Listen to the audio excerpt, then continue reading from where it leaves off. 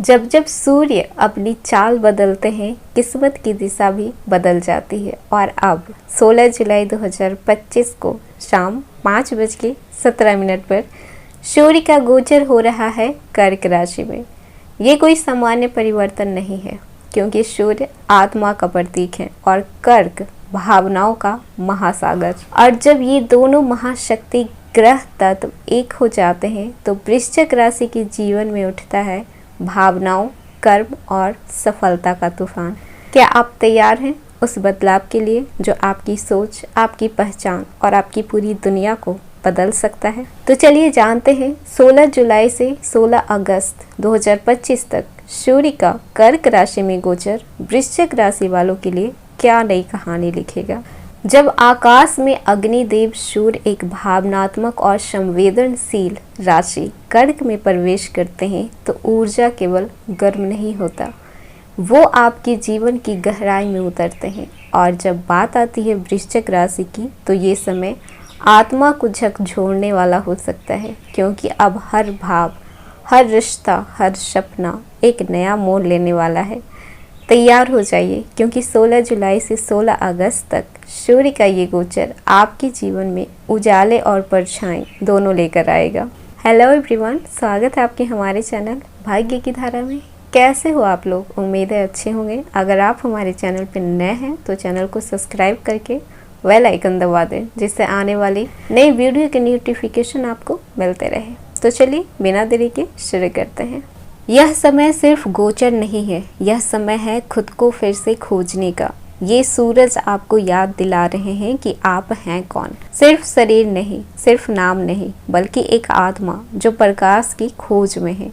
और अगर अब भी आपको लगता है कि जीवन बिखरा पड़ा है तो इस सूर्य गोचर को पकड़ लीजिए, क्योंकि भाग्य अब आपकी तरफ देख रहा है। बस आपको उसकी ओर बढ़ना है। आप वृश्चिक हैं, आप टूटते नहीं हैं, तपते हैं। और जब आप तपते हैं तभी सोना बनकर निखरते हैं। सूर्य आपके नवम भाव में है। जब सूर्य नवम भाव में आते हैं तो ये भाग्य को झकझोर देता है। आपका वह भाग जो अब तक सोया हुआ था जागने लगेगा। रुके हुए सरकारी कागजात, आवेदन, इंटरव्यू, ट्रांसफर जैसे मुद्दे अब गति पकड़ सकते हैं। जिन वृश्चिक राशि वालों ने लंबे समय से मेहनत की है लेकिन मेहनत का फल नहीं मिला है, तो अब आपके कर्म फलदायी रहेंगे।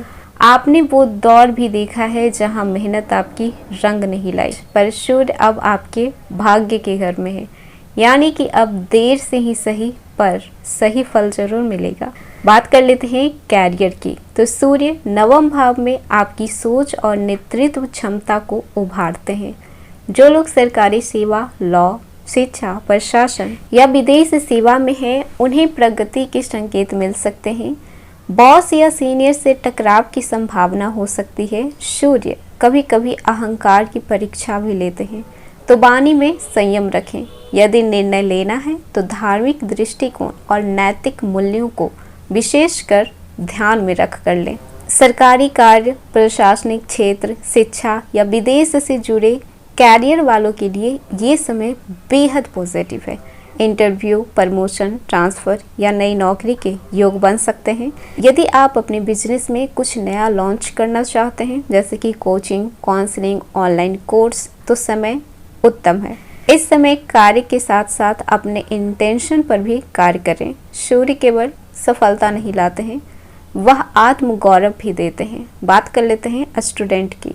तो उच्च शिक्षा में रुचि रखने वाले छात्रों के लिए ये समय बेहद इम्पॉर्टेंट है। विदेश में admission, scholarship, research work, competitive exam की तैयारी करने वाले छात्रों के लिए ये समय ब्रह्मांड की अनुमति जैसा है। आपको क्लैरिटी और कॉन्फिडेंस दोनों मिलेंगे और गजब का कॉन्फिडेंस आपके अंदर रहेगा। जिन विद्यार्थियों ने आवेदन भेज रखा है, चाहे वो विदेश में पढ़ाई करने के लिए हो या फिर किसी तरीके का स्कॉलरशिप के लिए, तो इस समय नई उम्मीद की किरणें आपको दिखाई दे सकती है।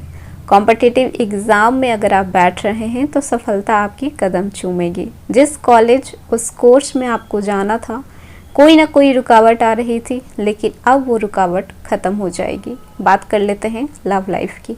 सूर्य जब कर्क राशि में होते हैं, जो चंद्रमा की राशि है, तो भावना और आत्मा का मेल होता है। जिन लोगों के रिश्ते टूटने के कगार पे थे वहाँ हीलिंग हो सकती है। सिंगल जो वृश्चिक राशि के लोग हैं तो कोई ऐसा इंसान आपको मिल सकता है जो सिर्फ आपके शरीर से नहीं आपकी आत्मा से जुड़ेगा। सावधानी आपको ये रखनी है कि कहीं कहीं अहंकार और मैं सही तुम गलत वाली सोच आपको नुकसान कर सकती है। प्यार सिर्फ पाने का नाम नहीं, सीखने और समझने का भी नाम होता है।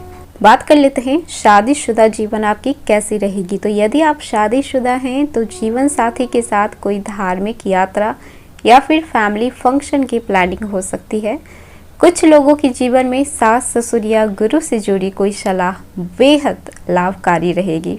जीवन साथी के साथ मिलकर कहीं आप धार्मिक कार्य कर सकते हैं, यात्रा पे जा सकते हैं, परिवार से जुड़ी योजना बना सकते हैं। जिनके वैवाहिक जीवन में दरार आ गई थी अब सुधार की संभावना है, बशर्ते कि आप अपने ईगो को पीछे रखें।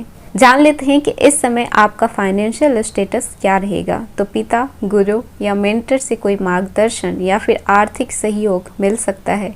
जो लोग शिक्षा, टीचिंग या कोचिंग से जुड़े हुए हैं उन्हें प्रमोशन या नए अवसर मिल सकते हैं। सूर्य नवम भाव में आने से पूर्वज या पितृ स्रोत से भी आपको कई आर्थिक लाभ देखने को मिल सकते हैं। भाग्य भाव का सूर्य नई फाइनेंशियल अपॉर्चुनिटी दे सकता है, खासकर जो लोग गवर्नमेंट, स्पिरिचुअल या फिर काउंसलिंग से जुड़े हुए हैं।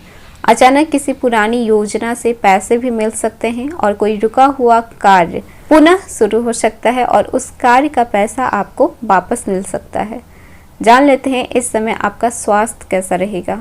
सूर्य आपके अंदर आत्मिक शक्ति और स्टैमिना दोनों भराएंगे। ये समय है डिटॉक्स और इमोशनल हीलिंग का। मानसिक शांति पाने के लिए सुबह जल्दी उठिए, सूर्य नमस्कार कीजिए और गुनगुना पानी पीकर दिन की शुरुआत कीजिए।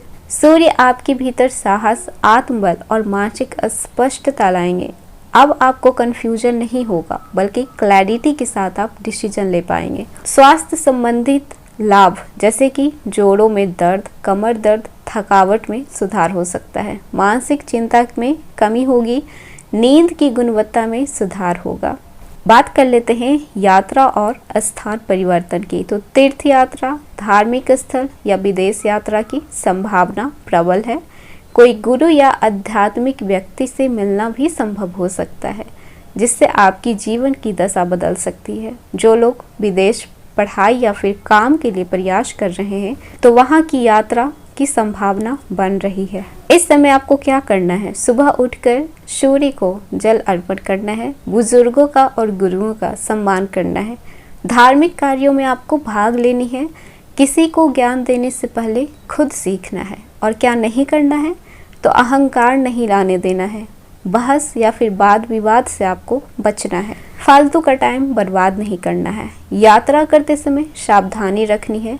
दिखावे के ज्ञान से आपको बचना है। सूर्य जब धर्म और भाग्य के घर में आते हैं तो वो सिर्फ आपकी किस्मत नहीं बदलते हैं, वो आपको भी बदलते हैं। वो आपके अंदर की रोशनी को जगाते हैं जो आपको खुद को पहचानने में मदद करती है। ये एक महीना आपके लिए, आपकी आत्मा के विकास के लिए, आपकी पहचान के लिए है। तो खुद से एक वादा कीजिए कि इस बार आप खुद को नज़रअंदाज नहीं करेंगे, खुद के कर्मों को गंभीरता से लेंगे और खुद की रोशनी को किसी के कहने से नहीं बल्कि खुद पहचानेंगे। क्योंकि आप वृश्चिक हैं, आप जब बदलते हैं तो पूरी कायनात हिलाते हैं। तो ये था वृश्चिक राशि आज का वीडियो। कैसा लगा? पसंद आया? पसंद आया हो तो लाइक कीजिएगा, नए हैं तो सब्सक्राइब कीजिएगा और हाँ, कमेंट करके ज़रूर बताइएगा वीडियो आपको कैसा लगा।